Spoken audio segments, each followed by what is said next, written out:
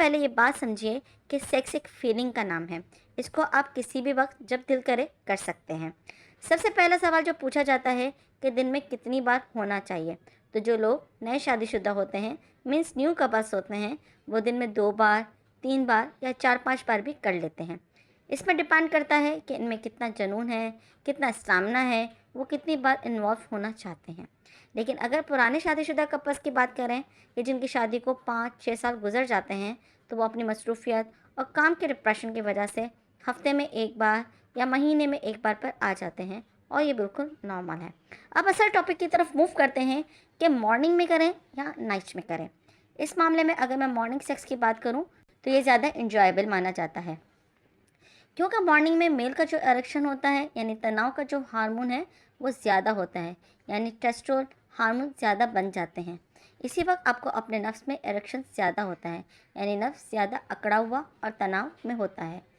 साथ साथ अगर रात में आपकी नींद अच्छे से पूरी हो चुकी है, तो आप पर कोई भी स्ट्रेस नहीं होता और दिमाग बहुत ज़्यादा फ्रेश फील कर रहा होता है।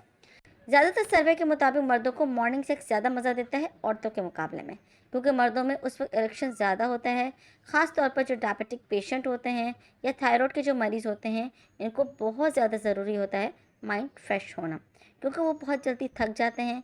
तो ऐसे मर्द अगर रात में सेक्स करते हैं तो थके होने की वजह से सेक्स में वो मज़ा नहीं ले पाते और जल्दी फारिग होने का मसला भी रहता है। नफ्स में इरेक्शन तो बहुत कम वैसे भी ऐसे पेशेंट्स में होता है, तो इनके लिए ख़ास तौर पर मॉर्निंग सेक्स रिकमेंड किया जाता है।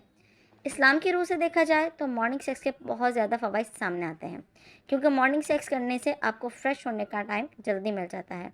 आप जल्दी गुस्ल कर लेते हैं, जबकि रात का सेक्स करने वाले मर्द सुबह तक नापाकी की हालत में रहते हैं और गुस्ल करने में बहुत सुस्ती महसूस करते हैं।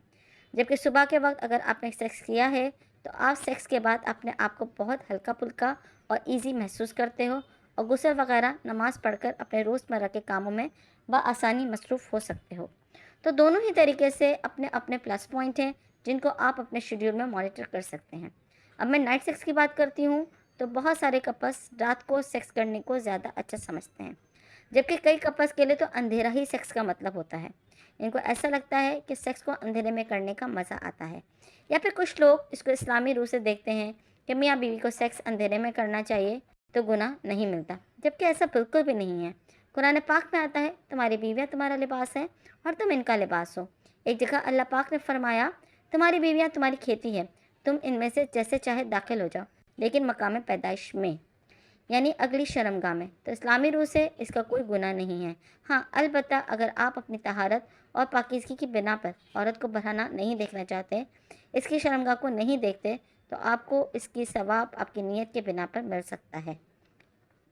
दूसरा फ़ायदा जो नाइट सेक्स का होता है वो ये है कि बहुत से मर्द और औरतें सेक्स करने के बाद इस कदर थक जाते हैं कि इनको आराम करने की आदत हो जाती है, और कुछ को तो इसकी थकावट का नशा होता है।